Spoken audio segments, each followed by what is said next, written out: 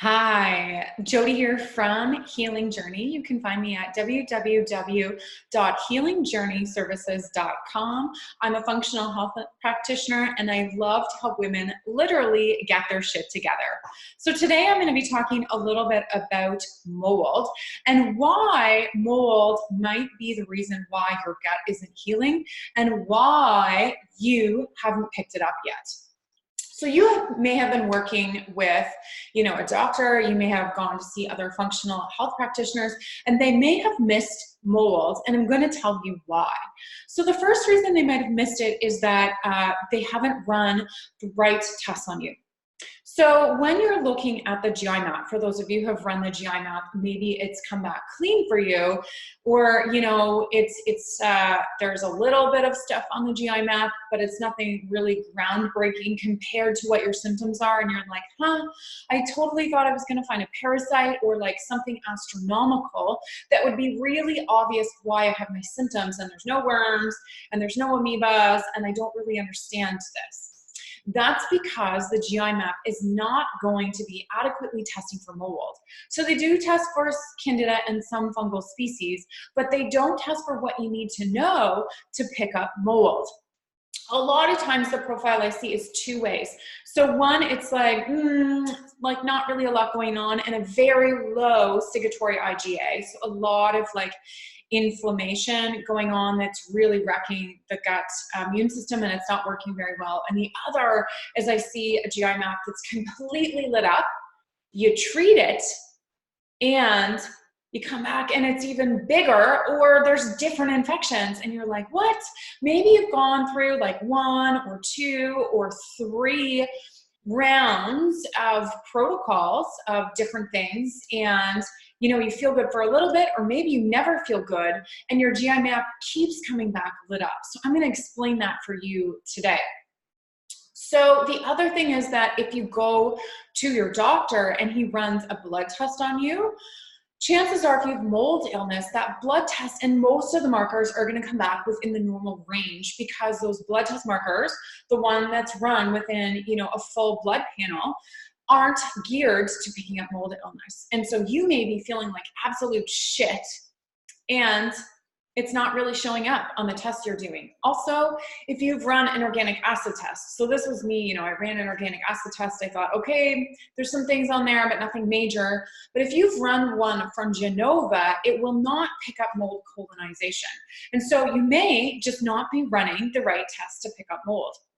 Before we dive into the test that you should be running to pick up mold, I want to talk a little bit about what mold illness symptoms are like.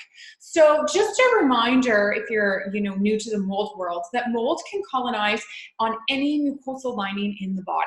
So what this essentially means is it's going to grow in your gut, which we've just talked about, and it's also going to grow in your lungs. So if you have chronic lung issues, it can be growing on there, and it's going to grow in the nasal cavity. So if you have chronic sinus issues, you also want to be thinking about mold. So there can be mold colonization, and then there also can be mycotoxins that may be stuck in your body that your body can't detox, that may not necessarily be as a direct result of mold colonization, but it could have been exposure from years ago. So I have a client who, 20 years ago lived in a moldy house, and she's now testing for mold that's out of control, right? So we're finally able to understand the symptoms, but it's from quite a long time ago. So what are the symptoms of mold? So these can include mold illness, can include fatigues, aches, unusual pains, headaches, red eyes, tearing, cough, abdominal pain, joint pain, memory issues, word recollection issues, skin sensitivities, appetite swings, temperature regulation issues.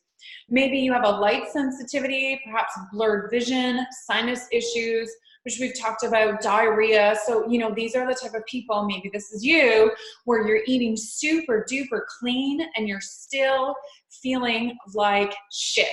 And so, you've cut out a lot, you have like 8 foods that you can eat and you're not really sure what else to do. You might want to think about mold. If you have histamine issues, think about mold. If you have oxalate issues, you think about mold. Other symptoms, If you lose your sense of orientation, if you have mood swings, if you have sweats, especially night sweats, static shock, a metallic taste in your mouth, if you have weird tingling, all of these things are mold. And then my actual personal experience was out of control, completely insane anxiety. Okay, so if you have any of these symptoms and you're not really sure what's going on, you definitely need to think about mold. And here's the caveat I want to add. You don't need to have known about a mold exposure. So it doesn't need to be obvious. You don't have to have lived in some dungeon with mold on the walls or like a basement that kind of smelled musty. Mold can exist without you knowing. And I'm another great example of this. So an apartment that I lived in that had just recently been gutted, so I assumed was safe to live in, didn't see the molds. There was like a tiny bit of water leaking in the bathroom, and I thought, oh, it's not a big deal. So actually that tested, and I used an ERMI test for this. So that tested too high for me to get well. And I couldn't see it, right? It wasn't obvious, it didn't smell. And so, go with the symptoms on this if it's not an obvious mold exposure for your willingness to dive deeper. So how can you tell if you have mold illness, what you've all been waiting for? So, okay, the first is a microbial olds test by Great Plains Laboratory. So this will test for metabolites of different fungi and molds. And so, it's not 100%, but if you're producing those metabolites, something is creating it. And more often than not, it's a result of actual mold colonization in your gut. And this is often the case with people with chronic gut issues. The second test you can do is a mycotoxin test, and this test is done also by Great Plains Lab, and it will tell you how much mold you're excreting. So you can tell the type of mold, and you can also see how extensive that mold is in your body. The third test I like to look at, and a lot of practitioners miss this one, is Marcons. And this is where you're gonna actually swab your nose to see what's growing there. So you can find mold growth there, but then you can also find something called Marcons infection. And so essentially what this is, and this is really interesting, is that it is a staph infection that's resistant to 2 or more antibiotics. And we don't really care about the resistance piece, except if it's resistance to 2 or more, then it starts impacting your body's hormone called MSH, and it lowers it. And with a low MSH, you're going to become more and more vulnerable to infections, including that nasal infection. And so what happens is a vicious cycle.